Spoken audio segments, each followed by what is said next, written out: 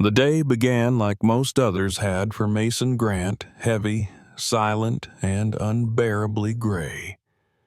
The morning sun filtered through the hospital blinds, pale and apologetic, as if it knew it no longer had permission to shine brightly in this part of the world.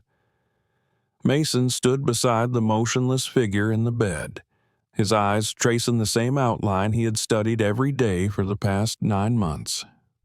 Clara's eyelashes fluttered lightly as her dreams wrestled with the fog of sedatives and memory. Her hands rested gently on her stomach, the skin pale, almost translucent under the thin blue blanket. Mason adjusted the corner of the sheet out of habit, not necessity, and sat down heavily in the chair beside her, the worn leather creaking beneath him. He had once been a man who filled boardrooms with his voice, whose words signed deals worth millions, whose decisions shaped the trajectory of companies and careers. Now his voice echoed only in the silence between her breaths, each one a fragile proof of her presence. The accident had been a blindside and intersection, a drunk driver, a twist of fate that tore Clara from the stage and hurled her into this unyielding stillness. She had once danced with wings on her heels and poetry in her spine. Now she did not move, did not smile, did not speak, and no amount of money or medicine had managed to undo that truth. The doctors had tried everything, each with a tone of diminishing hope. They spoke in probabilities and outcomes, always careful, always vague. Mason, once a man who traded in certainty, had grown to despise words like unlikely and deterioration and quality of life. So, when the final recommendation came palliative care, emotional closure, letting go, he didn't argue. He just stopped asking. He wheeled Clara to the park instead. Every day, same path, same time. Harrington Park was quiet at 9 in the morning, the benches still damp with dew, the leaves whispering secrets above the fountain. Mason would push her along the gravel loop, pause near the magnolia trees, and read aloud from her favorite poetry books, pretending she heard. Sometimes, just sometimes, he imagined her eyelids fluttered a little more when he read Neruda. And that was enough to come back again the next day. On a Tuesday in early November, with the first chill of winter nipping at the edges of the wind, Mason parked Clara's wheelchair near the fountain and opened a collection of Rumi. That was when he heard the voice. "Sir, I can make your wife walk again." Mason looked up, startled, and blinked at the boy standing in front of him. The child couldn't have been more than 9 years old. His hoodie was too big, fraying at the sleeves. His shoes were held together by tape and hope.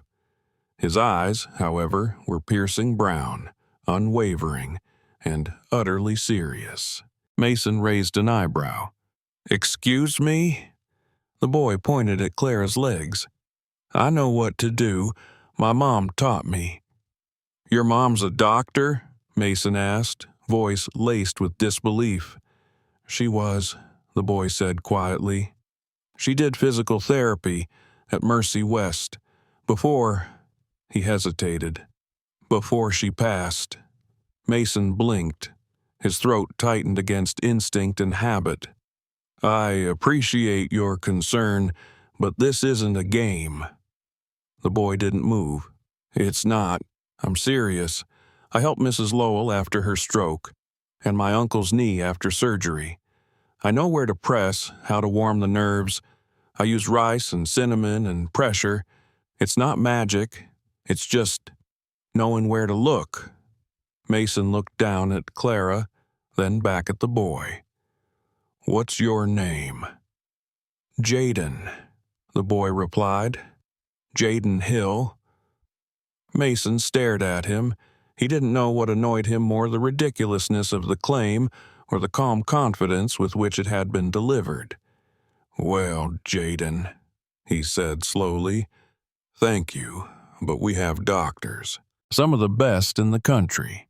They've tried everything. Jaden looked at Clara and stepped forward. She's not gone. She's waiting.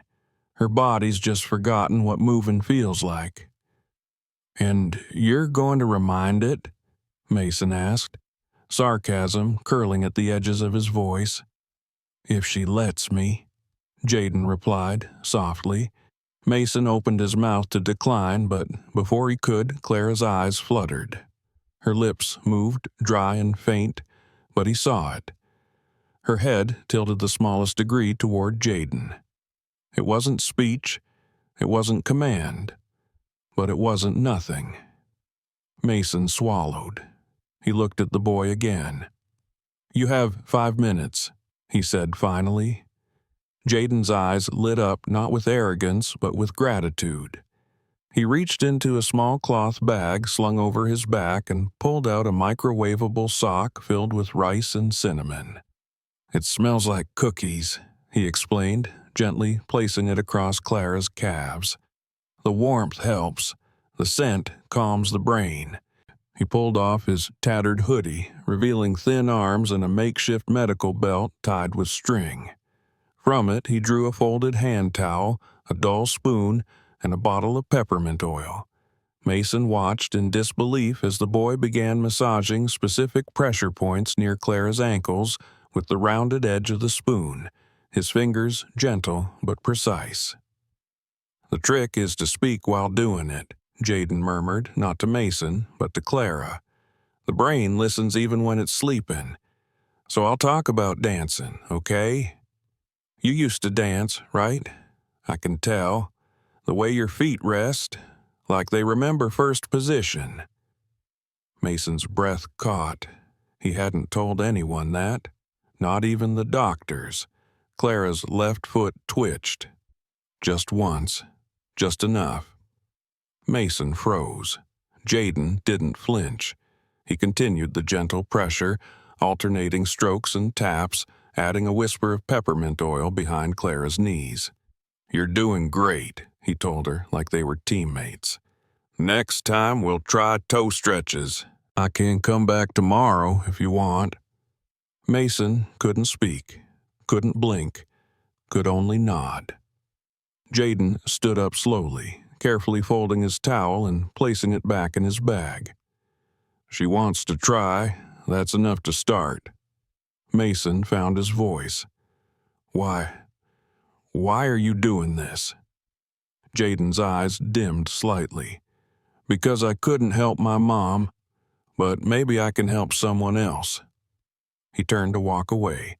Mason called after him. Do you have a place to stay? Sometimes, Jaden answered without turning. I like benches near lights and churches on Thursdays. They give soup. Mason's throat closed. Come back tomorrow, he said, his voice softer. I'll bring food. Jaden nodded, his silhouette vanishing between the trees.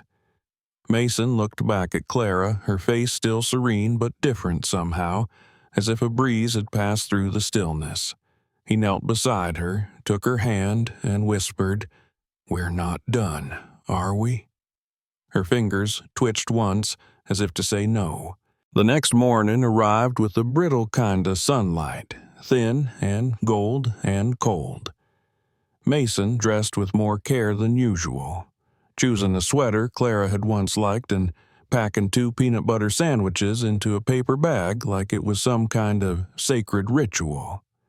He wasn't a man who cooked often, but he remembered the way Clara used to layer a sandwich like a ceremony, always pressing the bread down softly like she was tucking it in. That morning, he mimicked her motions without knowing why. Maybe because it felt like summoning a piece of her. Maybe because for the first time in months, something small had shifted. Not hope, not yet, but the edge of despair had dulled just enough to let in curiosity. By the time they arrived at Harrington Park, Jaden was already there. He sat cross-legged on the same bench, his bag beside him, arms wrapped around himself against the November chill. When he saw Mason approach with the wheelchair, he stood quickly and rubbed his hands together. "I brought more tools," he said brightly, like they were picking up where they'd left off in some ongoing lesson. Clara's face was passive as ever, but Mason noticed her eyes shifted in Jaden's direction. It was slight but real. He said nothing, just nodded and handed the boy the sandwich bag. "Thanks," Jaden said, taking it like it was treasure. "You didn't have to." "You helped her," Mason replied. "It's the least I could do." Jaden unzipped his bag with care and pulled out another warm sock filled with rice and cinnamon. He handed Mason a battered thermos. "Can you hold this under the blanket for a minute? Helps heat the muscle." Mason took it without question. There was something almost ceremonial in the way Jaden worked, like each movement had meaning, each breath calibrated not just for function but for faith. As he adjusted Clara's footrest and draped a towel over her knees, he spoke again. "Today, we'll try soft resistance and reflex recall. I'll apply small pressure against her feet and see how she responds." "And that works?" Mason asked. Jaden shrugged, not unkindly. "Sometimes, if the nerves still remember the conversation." He began gently pressing on Clara's toes, watching her face for signs of reaction, murmuring the whole time. "You used to leap, right? I bet you loved Grand Jet. My mom used to say dancers don't walk, they just hide their wings. That's why your muscles are quiet. They're sulking because they miss flying." Mason stood by, unsure what to believe anymore. But then Clara's left foot twitched. Not an involuntary spasm like the doctors had described. A slow, pressured shift, downward, controlled. Mason's knees nearly gave out. "Did you see that?" he whispered. "Her foot she pushed back." Jaden didn't look up. "She's talking, just not with words." He moved to her other leg, repeated the process. Clara's right foot trembled once, then steadied. Mason felt tears rise unexpectedly. He blinked them back. "How did you learn this?" Jaden paused. "When my mom got sick, we couldn't afford care. She taught me everything she knew. I'd practice on her until she couldn't breathe from laughing. Said I had magic hands." He smiled briefly, then looked down. "She passed before I could save her legs, before I could make her dance again." Mason said nothing. The moment didn't ask for words. Jaden worked silently for a while, using a ribbon of cloth to gently wrap Clara's ankle and apply counterpressure. The park around them remained quiet except for the crunch of leaves and the occasional chirp of a restless bird. An old man walked by, slowing just enough to watch them from a distance. A mother with a stroller paused to adjust her coat, eyes drifting curiously toward the trio. They weren't a spectacle, not yet. Just an odd picture. A rich man in a tailored coat, a comatose dancer in a wheelchair, and a boy healer with duct-taped shoes. But something was beginning. The next few days blurred into a rhythm. Jaden came each morning. Mason brought him food. Clara twitched, flexed, flickered. Some days the reactions were strong, a full toe curl, a clear shift in ankle angle. Other days were quiet. But Jaden never discouraged. "Healing isn't a ladder," he said one morning as he worked peppermint oil into Clara's arches. "It's a spiral. Some days you step forward, some days you circle, but every loop pulls you higher." Mason found himself quoting the boy later that night while standing in front of Clara's photo. He didn't even realize he was crying until the countertop blurred. On the 7th day, Clara moved her foot an entire inch. Jaden measured it with a twig, smiled, and said, "She's showing off now." Mason really laughed, for the first time in a year. That night, he asked Jaden where he was sleeping. By the train station. There's a heating vent, the boy replied. Mason hesitated, then said, I have a guest room. I don't know if it's weird, but if you want, you could stay, just until the weather's better. Jaden blinked. Really? Really? That night, the boy arrived with one small bag, 2 bound books, and a blanket stitched with initials, M.H. Mason showed him the room, pointed to the bathroom, left a sandwich on the nightstand. When he peeked in later, Jaden was asleep, curled like a comma, the sandwich untouched beside him, one hand resting on the blanket like it still held his mother's name. Days passed, then weeks. Clara continued to improve gradually, then noticeably. She flexed, twitched, then lifted. Her eyes grew clearer, her hands stronger. One morning, she smiled, just faintly. But it stopped Mason cold. She smiled, he whispered. Jaden just grinned. She's ready for the next stage. They moved sessions indoors as winter deepened. Jaden practiced gentle standing prompts with a harness system he crafted from belts and a pulley system in the hallway. Clara responded slowly but faithfully. Every step was a victory. Every tremble a triumph.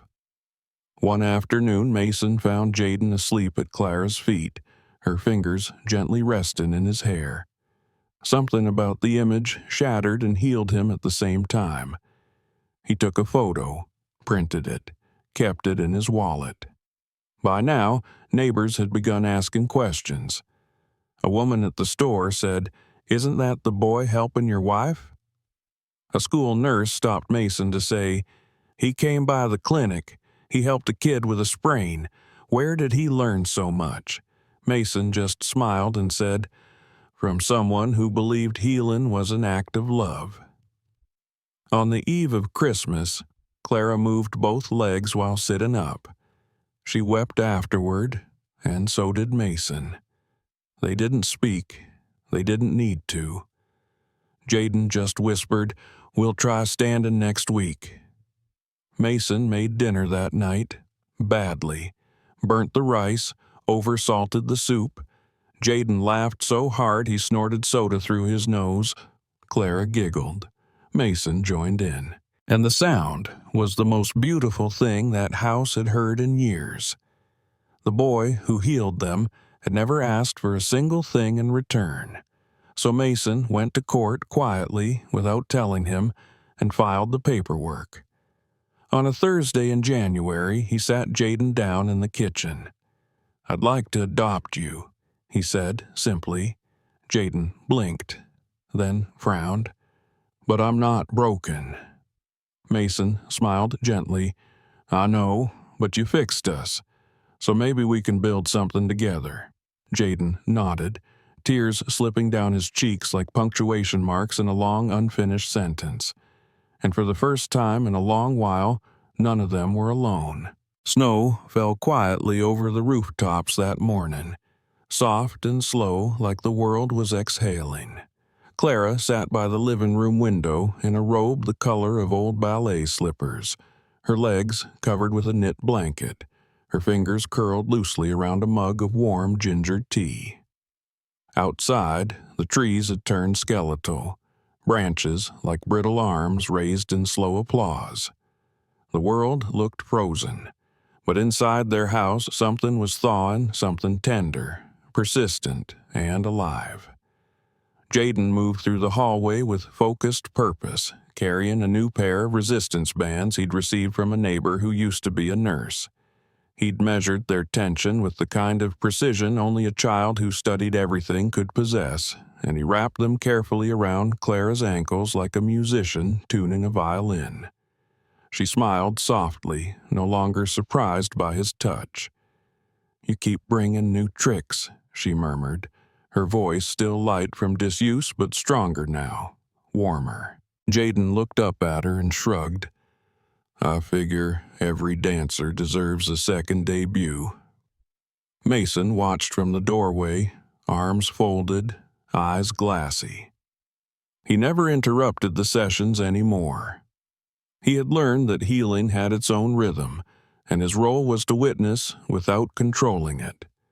That was a foreign feeling for a man who once ran Fortune 500 meetings like an orchestra.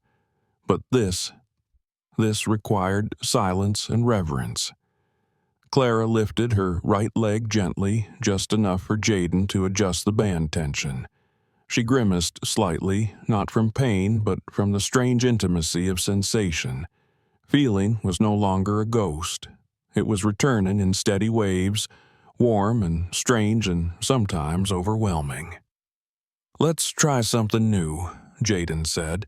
"I want you to press down, just slightly, like you're pushing away the floor with your heel."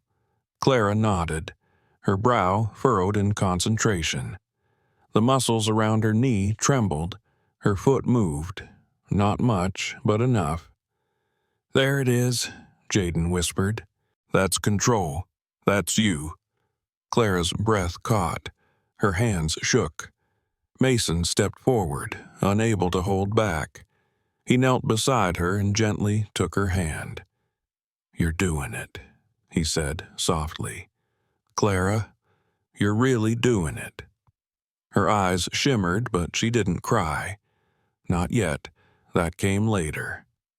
That night, over dinner, Jaden talked more than usual. He described a pulley system he wanted to build to help Clara practice standing. He'd drawn sketches in a spiral notebook, labeled every part. He even calculated the safe weight distribution based on Clara's height and estimated muscle return.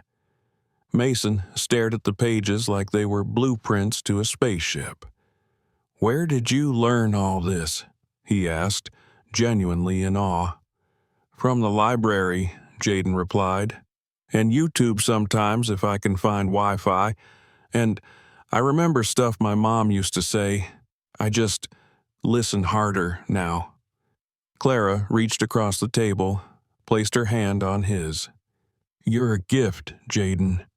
He didn't know how to respond, so he just nodded and took another bite of mashed potatoes.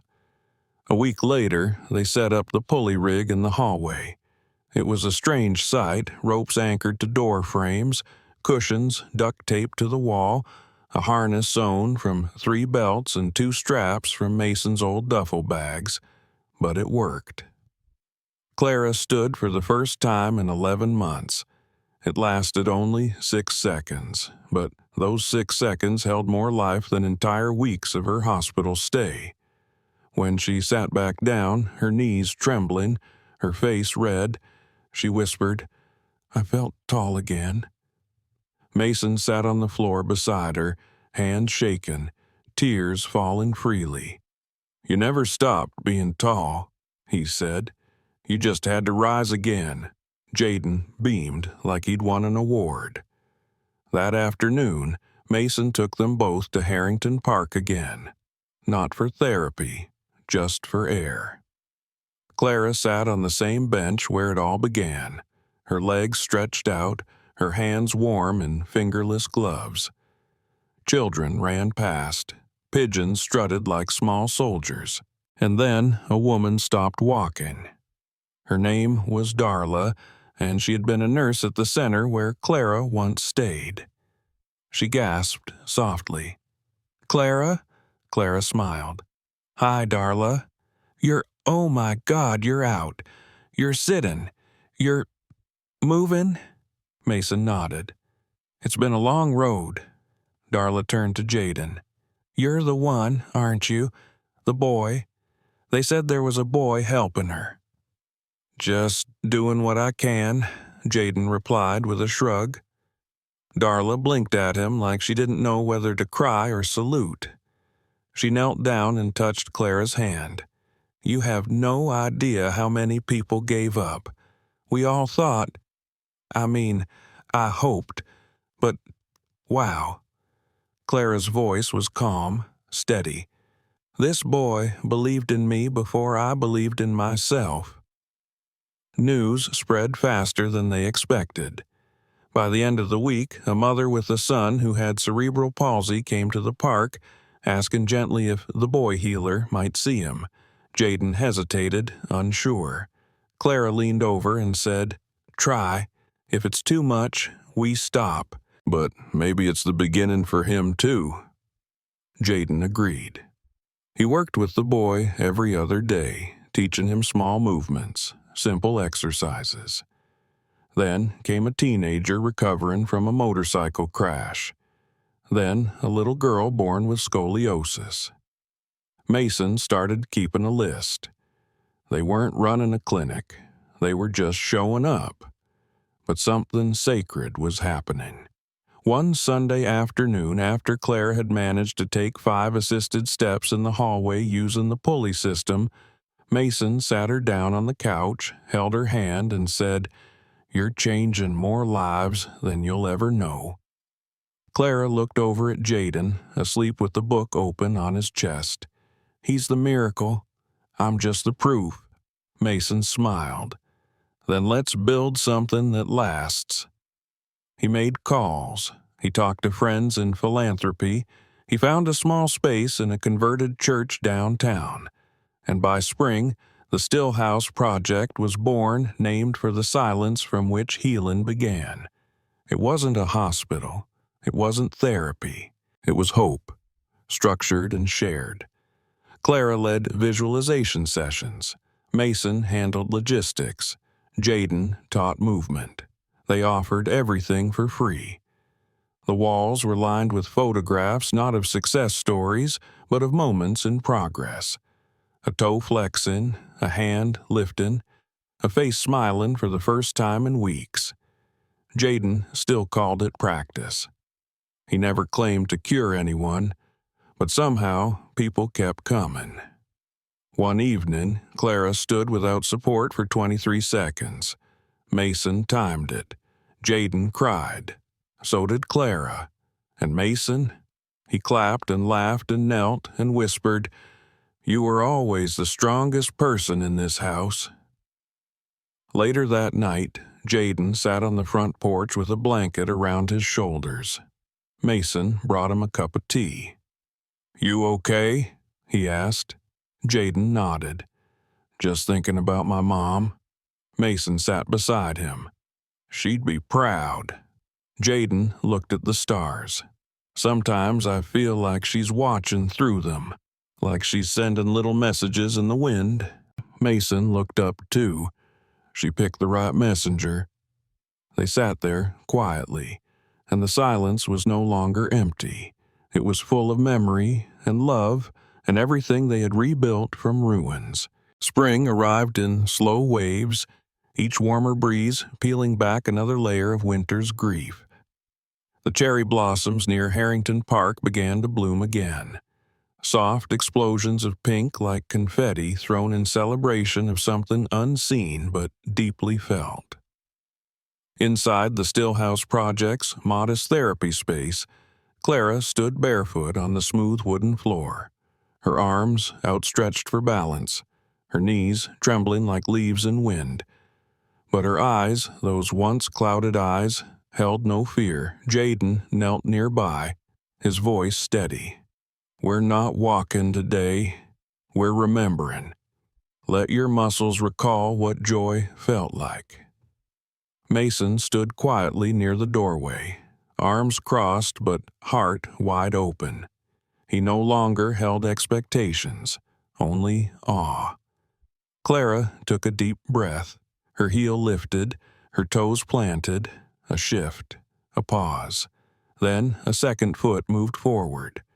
Her hands reached slightly to the side, not for help, but to dance with the space itself. She took one more step, then another. Jaden's eyes welled with tears, but he didn't shout, didn't cheer. He just whispered, "Yes." Clara turned toward Mason after 4 careful steps. Her chest rose and fell with effort, but she was standing tall, taller than ever. Mason walked slowly toward her, afraid that if he moved too fast, the moment might break like a fragile ornament. When they met in the center of the room, He extended his hand and she placed hers in it, their fingers intertwined like roots finding each other underground after years apart. "You're here," he said, voice thick with emotion. "I never left," she replied. And then, for the first time in over a year, they embraced while standing. Not assisted, not suspended, just two people holding each other in the middle of a miracle. The news of her walk traveled quickly. A woman who had once lost the ability to move now stood as living proof of what faith and love could rebuild. The local paper published a story titled "The Boy Who Taught Us to Rise." It featured a photograph of Jaden sitting cross-legged beside Clara as she stood on her own. In the photo, he wasn't smiling. He was looking up at her, eyes full of quiet reverence as if he were simply witnessing something sacred. Mason framed the photo and hung it in the entryway of their home. Visitors to the Stillhouse Project increased daily, not just those seeking therapy, but those who wanted to see, witness, believe. A father brought his son who had been told he'd never move past a wheelchair. A veteran with PTSD sat through Clara's breathing sessions and wept for an hour without speaking. A former ballerina in her 50s flew in from Chicago just to shake Clara's hand. But Jaden remained unchanged. He still showed up early, still packed warm towels and peppermint oil, still told stories during therapy about muscles being shy and memories hiding in ligaments like children playing hide and seek. He never accepted payment. When asked why, he said, "You don't charge someone for helping their heart beat again." One day, a woman from the city's Department of Health stopped by, curious after reading about the project. She watched silently as Jaden helped a boy with post-surgery nerve damage roll a tennis ball back and forth with his foot. Afterward, she approached Mason. "You know, this boy doesn't have a license." Mason nodded. "He has something rarer." The woman frowned. "That's poetic, but not legal." Mason didn't raise his voice. "Then help us make it legal." The next few weeks became a whirlwind of paperwork, meetings, and interviews. The community rallied. Former patients wrote letters. Doctors came forward, many of whom had seen their own patients improve after just a few weeks under Jaden's care. Eventually, the department approved a special apprenticeship track for Jaden, giving him access to clinical mentorship and educational support while continuing his work. When Mason gave him the news, Jaden simply said, "Cool," and went back to folding a towel. Then came the moment none of them had planned for. It was a Saturday. The park was alive with music. Local families had gathered for a spring celebration organized by Clara and Mason. There were booths, lemonade, and a small stage for music and dance. Clara, seated at first, was scheduled to give a short speech, but when her name was called, she rose instead, alone, slowly, deliberately. She walked across the stage to the microphone. Every step made the crowd quieter. By the time she reached the podium, you could hear the wind moving through the trees. She didn't read from a paper. She just spoke. "A year ago, I couldn't move. Doctors gave up. I gave up. My husband held on. And then a boy sat beside me on a bench and told me my body had just forgotten what it meant to dance. That boy reminded me, step by step, breath by breath. Today, I walk not because of a miracle, but because someone refused to stop believing when I did." She turned slightly. "Jaden, come up here." Jaden, who had been sitting quietly in the third row beside a girl with braces on her legs, looked shocked. "Me?" he mouthed. Clara nodded. Jaden walked slowly to the stage, eyes wide. Clara extended her hand and pulled him beside her. "This," she said, "is what healing looks like. Not machines, not titles, but a boy who never let fear speak louder than hope. The crowd stood. Applause thundered across the field. Jaden's eyes shimmered, but he didn't cry. He just smiled and looked out at the people, gathered the children, the mothers, the men with canes, the teens with wheelchairs, the grandmothers holding walkers, and for the first time, he realized he had become part of something bigger than survival. He had built a legacy. Later that evening, as the sun dipped behind the trees and the celebration wound down, Mason sat with Jaden on the edge of the stage. "You know," Mason said quietly, "you done more in 1 year than most people do in a lifetime." Jaden shrugged. "I just wanted to help." "You did," Mason said, "and you always will." Clara joined them, her hand resting on Jaden's shoulder. "Do you know what I thought about when I took those steps today?" Jaden shook his head. "I thought about my first recital. I was terrified. And then I saw my teacher smiling from the wings, reminding me to trust my feet. Today I trusted you instead." Jaden leaned against her arm. "Guess that makes me a teacher now." "More than that," Mason said. "You're a healer." And so, the story of a boy with duct-taped shoes and a bag of rice socks became something whispered between families, written in journals, captured in blurry videos shared by strangers online.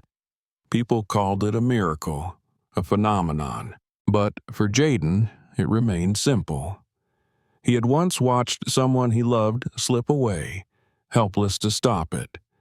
Now he helped others hold on longer. And that was enough. In the quiet of the evening, as the last guests left the park, Jaden sat alone on the bench where it all began. He reached into his backpack and pulled out his mother's old notebook, the one with faded ink and worn corners. He opened to the last page and wrote, "Today, Clara danced again, with her feet, with her eyes, with her heart. I remembered what flying feels like, not just for her, for me." The wind stirred the pages gently, like a soft yes whispered from somewhere far above. And Jaden smiled, knowing his story wasn't over. It was just the beginning of many.